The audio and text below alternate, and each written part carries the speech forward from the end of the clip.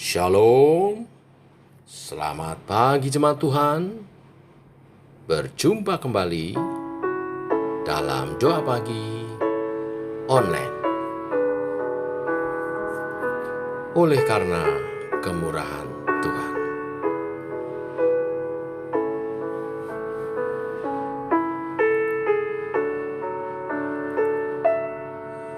Oleh karena kemurahan Tuhan, ku ada sampai hari ini. Oleh karena kebaikan Tuhan, janji-Mu terjadi bagiku.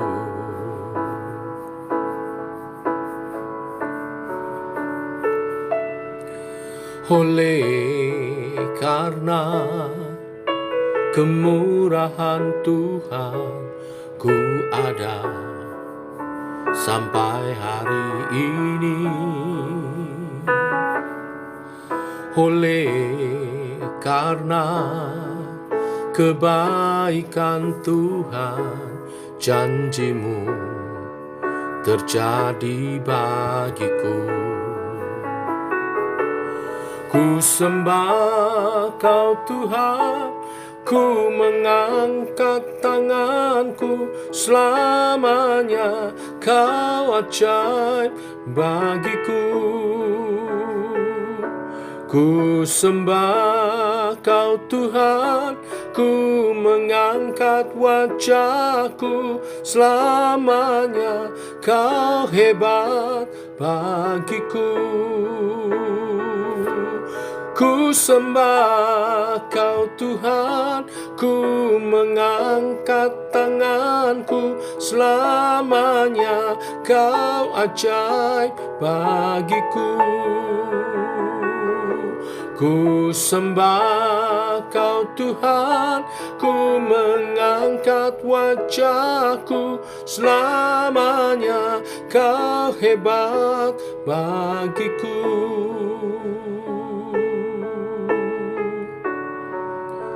Oh, Kau hebat Tuhan, Kau hebat bagiku. Oleh karena kemurahan Tuhan, ku ada sampai hari ini. Oleh karena kebaikan Tuhan, janji-Mu terjadi bagiku. Ku sembah Kau Tuhan, ku mengangkat tanganku, selamanya Kau ajaib bagiku.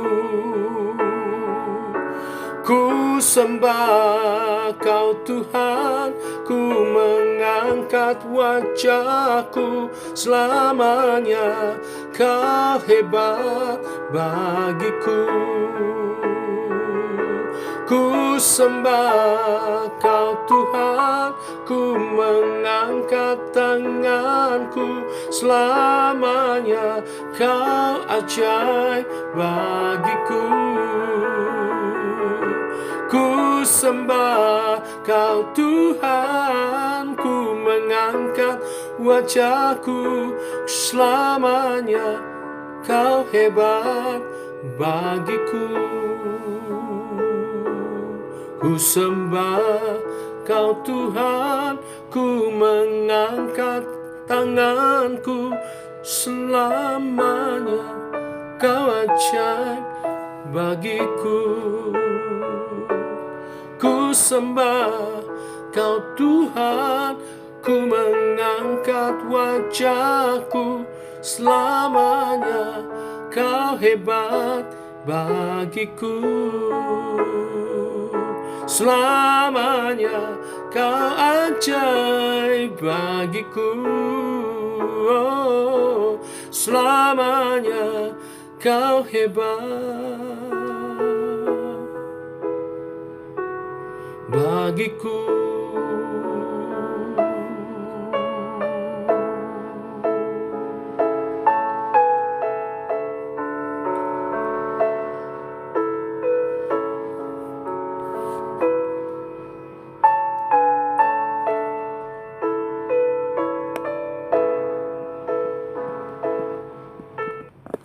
Tiba waktunya kami merenungkan firman-Mu. Engkau Allah yang ajaib, Engkau Allah yang hebat, Engkau ajaib dan hebat dalam kasih dan kuasa-Mu. Nyatakan kebenaran firman-Mu, kasih dan kuasa-Mu melalui renungan firman Tuhan pagi hari ini. Dalam nama Tuhan Yesus Kristus. Amin. Bapak Ibu, kita lanjutkan renungan firman Tuhan pada pagi hari ini, 2 Samuel 11 ayat 1 sampai ke-27. Tema hari ini, kejatuhan Daud. Demikian firman Tuhan. Pada pergantian tahun, pada waktu raja-raja biasanya maju berperang, maka Daud menyuruh Yoab maju beserta orang-orangnya dan seluruh orang Israel. Mereka memusnahkan Bani Amon dan mengepung kota Raba, sedang Daud sendiri tinggal di Yerusalem. Sekali peristiwa pada waktu petang ketika Daud bangun di tempat pembaringannya lalu berjalan-jalan di atas sotos istana. Tampak kepadanya dari atas sotoh itu seorang perempuan sedang mandi. Perempuan itu sangat elok rupanya. Lalu Daud menyuruh orang bertanya tentang perempuan itu, dan orang berkata itu adalah Batseba binti Eliam, istri Uria orang Het itu. Sesudah itu Daud menyuruh orang mengambil dia, perempuan itu datang kepadanya, lalu Daud tidur dengan dia. Perempuan itu baru selesai membersihkan diri dari kenajisannya, kemudian pulanglah perempuan itu ke rumahnya. Lalu mengandunglah perempuan itu dan disuruhnya orang memberitahukan kepada Daud demikian, "Aku mengandung."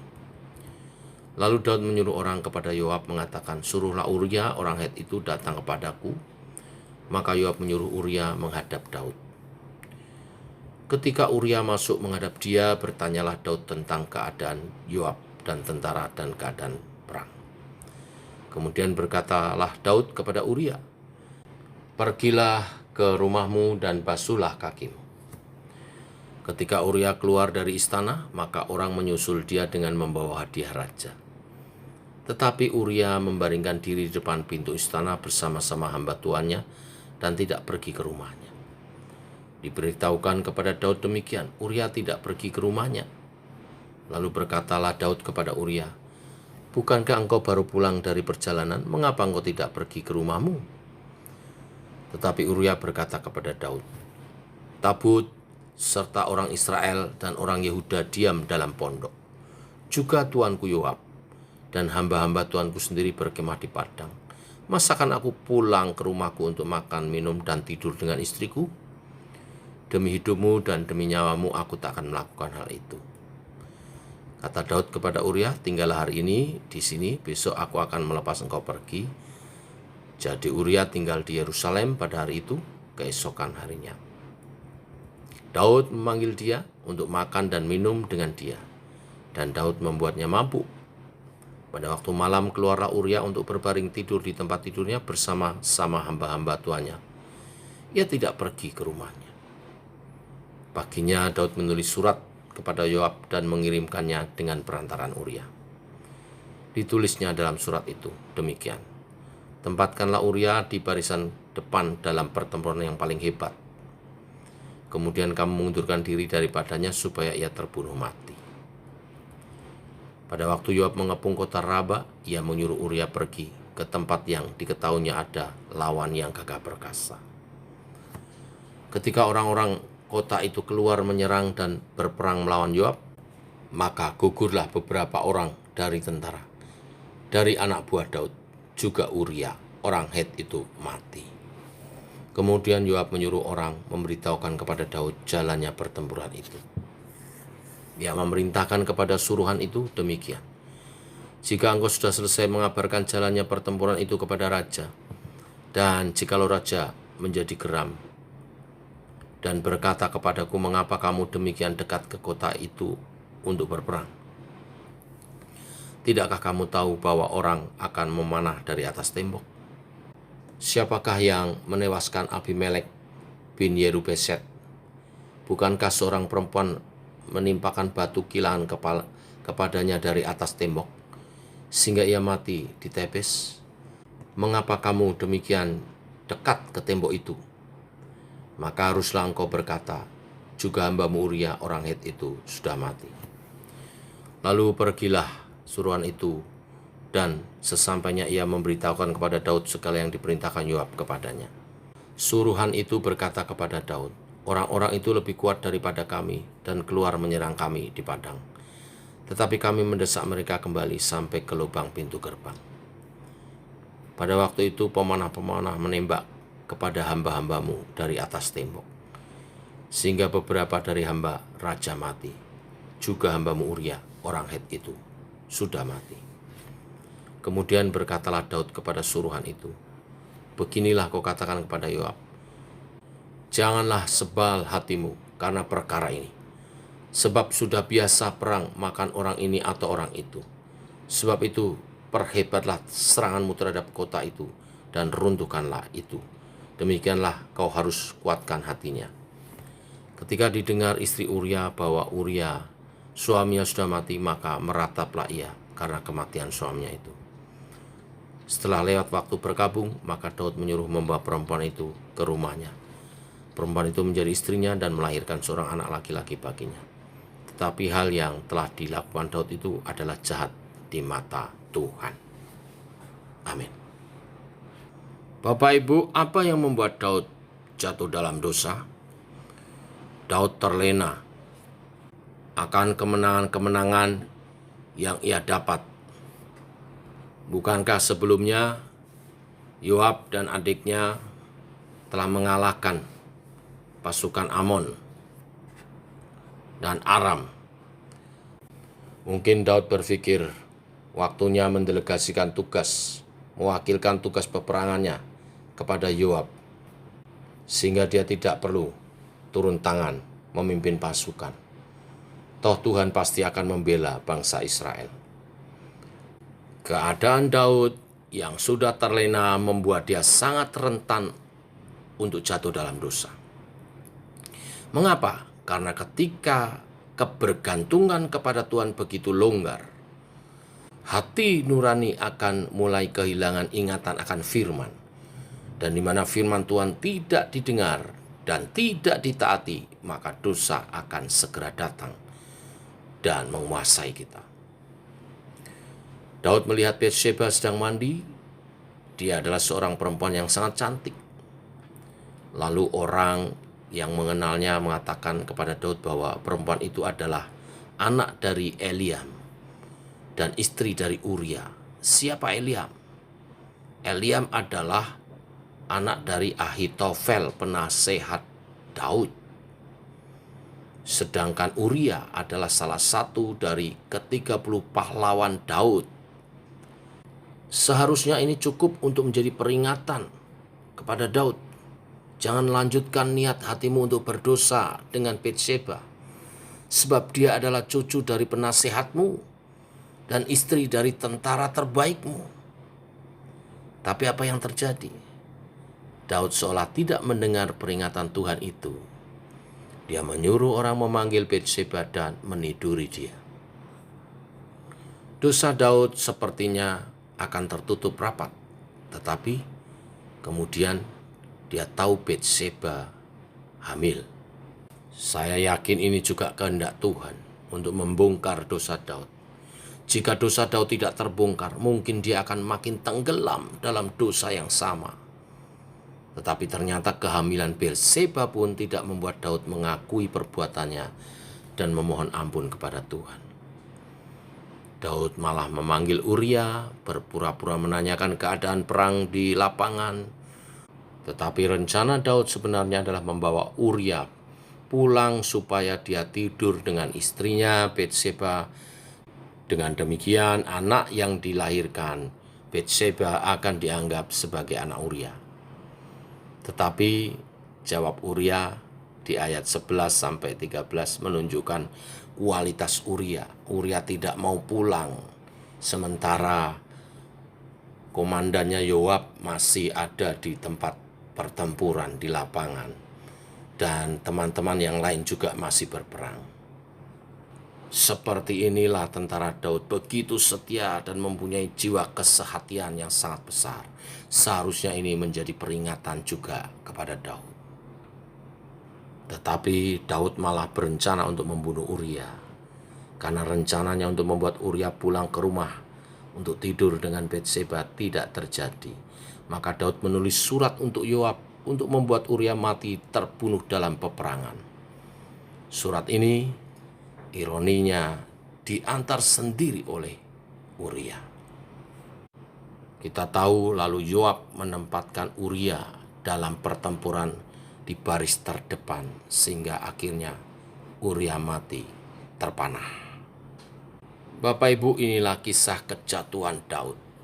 Daud jatuh dalam dosa yang saya boleh katakan dosa yang sangat besar. Mungkin kita tidak bisa membayangkan bahwa dosa-dosa ini dilakukan oleh seorang Daud. Saya katakan dia sangat jauh dari Tuhan karena dosa kejatuhannya ini.